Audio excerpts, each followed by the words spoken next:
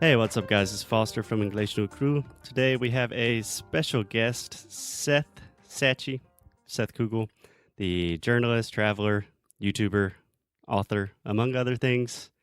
Welcome, Seth. How are you doing? I'm doing great. Did you just say Inglês New and Crew with a Carioca accent? Yeah, I can't shake it. Inglês no Crew. You know, I once had I learned Portuguese with a Carioca accent from teachers, and then I had a girlfriend who forced me to stop. She's like, no way, no way. You're American. There's no excuse for that. It's interesting. My first Portuguese teacher was actually from Minas Gerais. So I started with kind of a neutral Caipira-ish accent. And then Alexia, my girlfriend, really changed me into a full-blown Carioca saying like, yeah, yeah, Yeah. beleza. So Seth, you do a lot of things. You have the YouTube channel Amigo Gringo. You have a book coming out. Can you just give us a little background about who you are, what you do? Sure. Well, I did a bunch of things, and then I was a teacher and blah blah blah. At age 28, I decided to become a writer, and it actually worked out quite well. I started writing for the New York Times, and then later I became a travel writer for the New York Times, which is even better. But the best move I've made is to start a YouTube channel in Portuguese for Brazilians, Wow. Amigo Gringo, as you mentioned. And that's been about 3.5 years and like 400 videos, and it's been the most fun thing I've ever done. So that's kind of it's certainly not the project that makes me the most money, but it is the one that's the most fun. I guess you could say I'm a travel writer. I have a YouTube channel in Portuguese. I now also have a YouTube channel in English with Portuguese subtitles called Globally Curious. That's to go along with my book, Yeah. which is coming at the end of October in English. Good practice for anyone who wants to read it. Called Rediscovering Travel, a guide for the globally curious. So, yeah, I'm pretty busy. I'm pretty busy. Yeah. I just saw your new YouTube channel and it's excellent. I highly recommend it to everyone. We just posted a video about an American family that moved to Salvador to open a trampoline park. Like one of the, how do we call those do we say trampoline park in English? Well, I don't know. That's what they call it. It's like a Like an kids. indoor jump around fun house? Yeah, it's like a yeah, but it really is just like a whole bunch of trampolines. That's all it is. And I mean, there's not too many families that move to Brazil and open a trampoline park.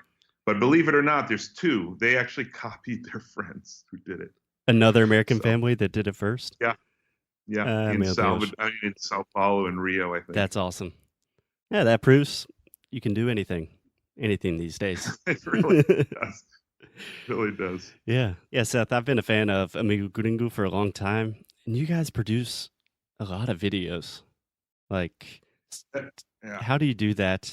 So first, what is the main goal of Amigo Gringo? Like, who are you producing these videos for, and how do you do it?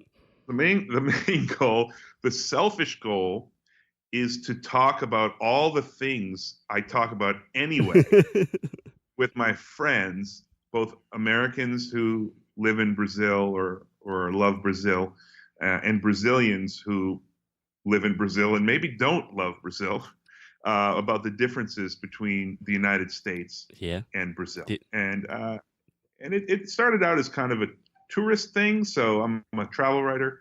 It was sort of about like how Brazilians should experience New York and how to sort of blend in hmm with New Yorkers.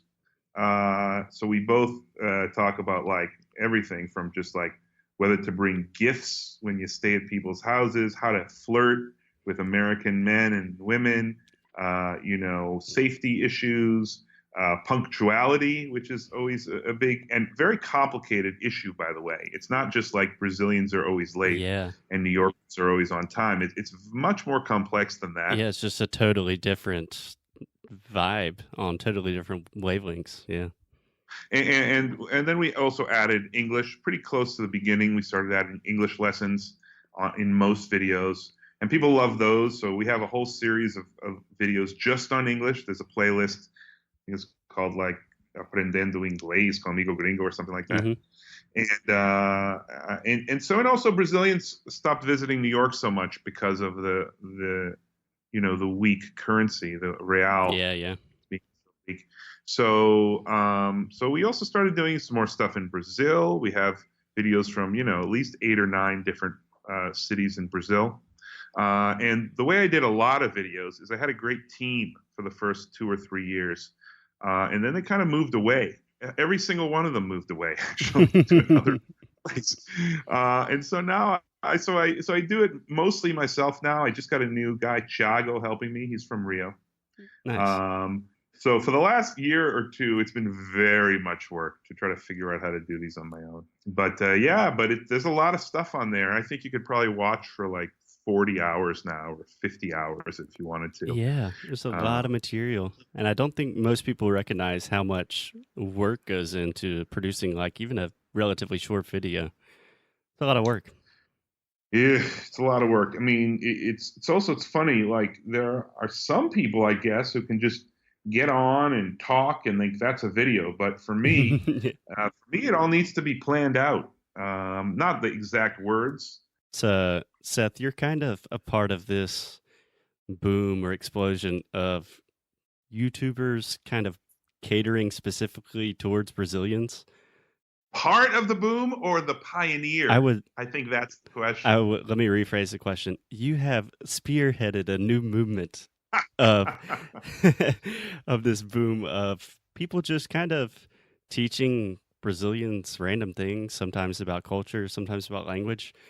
Why do you Yeah, think this has happened? Like I know Brazilians are super digitally savvy, but yeah. they love watching Americans speak Portuguese on YouTube. Well, I think there's a number of reasons. It is true that if most Brazilians have never heard a foreigner speak Portuguese. Yeah. It's not like being Mexican, and just pretty much every American can at least count to 10 in Spanish.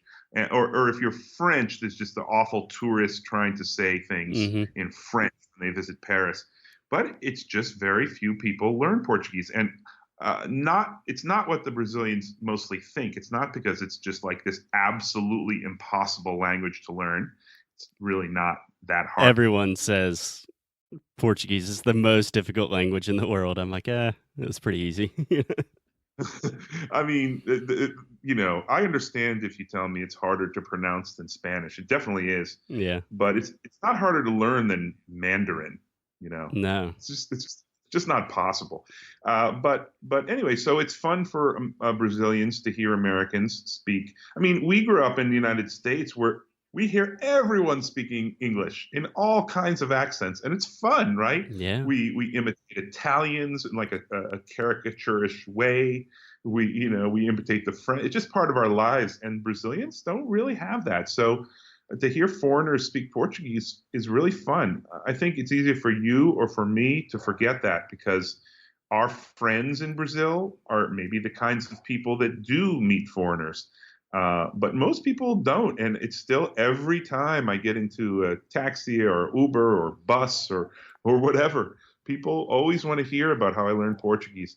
And it's not just that. Brazilians are also very interested, for better or for worse, about what other countries think of them. Yeah. You know, Vira-lata. this is the Yeah. famous complexo vira-lata. So, like I said, for better or for worse, it's not necessarily good, but it's good for us. So, Yeah, you are on point when you said that it's just fun for Brazilians. And I think I've forgotten that because I'm in the US right now. I haven't been to Brazil in almost a year, maybe. But I forget, yeah, every time you get in a taxi, you order food, people are like, huh, where are you from? Oh, the US. What are you doing speaking Portuguese? Like, what are you doing here? And it's just, how did that ever happen? yeah, it's just Uh, befuddling to them. by the way, I think you should, if you don't already, use my comeback when someone says, "Wow, você fala muito bem." I always say, "Ah, você também." Like, and they're always like a little befuddled, like, "What? But I do speak, but I'm from here." Pretty good move. I mean, I do it so often that when I'm with somebody I know, they can't stand it. I normally just use the self-deprecating, like, "Não, cara, meu português é uma merda," and just kind of Yeah, fishing for compliments a little bit. that's good. That's good. But oh, I was going to say also that Brazil is also a huge market. If people are trying to make at least not lose money on YouTube, you can talk about Brazil and you're reaching. I think it's YouTube's second biggest market, Yeah. and you can do stuff in Spanish if you want, but you're going to have to do it in very general terms because if you do it just for Mexico or just for Argentina, that's not so great. And also, it's fun. People love Brazil. Americans tend to love Brazil. It's a hard place to live, but Americans who sort of just visit or spend a month there or something tend to really love it. And so it's. I should add one more thing. The Brazilians are really fun to interact with on YouTube. I get comments every video from all over Brazil, all over, and they're often hilarious. Sometimes they're very smart comments. There's criticisms quite a bit. Mhm. Weirdly, I don't really get the haters really anymore. The trolls. I think that I drove them away at the beginning by actually answering all the comments. When they see you're answering, they don't. So I have a really nice audience. Like I have a really nice community out there, That's awesome. and I get to hear from people. Like if I love to mention sort of faraway places that don't get many tourists. So if I mention Rondônia or Roraima, or even a specific town in Rondônia, there's always somebody that writes in and is like, "I live there. That's where I am." So I have a wide-ranging audience. I also have politically wide-ranging audience. There's the Bolsonaro folks show up whenever I mention anything sounding like a New York liberal, Yep. or anything vaguely negative about President Trump, Yep. and they come right in, and they're there, and they're all over the political spectrum, really. So that's really fun as well.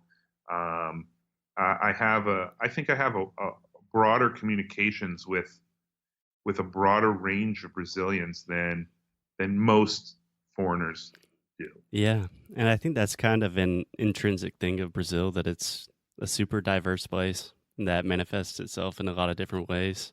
I was a reporter in Brazil, like a regular reporter, which was like 8 years ago. Hmm. Then you get to visit all kinds of places, right? You get to go to the interior, and you get to go to favela, and you get to go interview rich people, and you go to the Amazon, and you go Yep. to the south. But that's very unusual. Most gringos who live in Brazil live in Rio or Sao Paulo, and they hang out with their friends and who are of a certain social class. Hmm. And so YouTube is really special in that way. I mean, there's a lot of things I don't like about YouTube. We could get into that. But Of in course. terms of bringing people from all over the place into one community to debate or talk or interact, it's really pretty great. And the questions people send in are, amazingly varied. They can be very sophisticated questions, but they can also about sort of American culture and nationalism and gun control and Hmm. all sorts of stuff. And then they can be stuff like, do the trees in Central Park really turn orange in the fall? Yeah. And that's a question probably from someone who has never really, maybe they're younger and they've never traveled or whatever, and it's just amazing. Like trees don't turn orange in Brazil, and maybe you saw an image of it, you're like, that can't be real. They must paint That's a them. weird Photoshop thing. Yeah, that's Yeah, fascinating. yeah, it makes you really think. It's the best. It's the best part of the whole thing.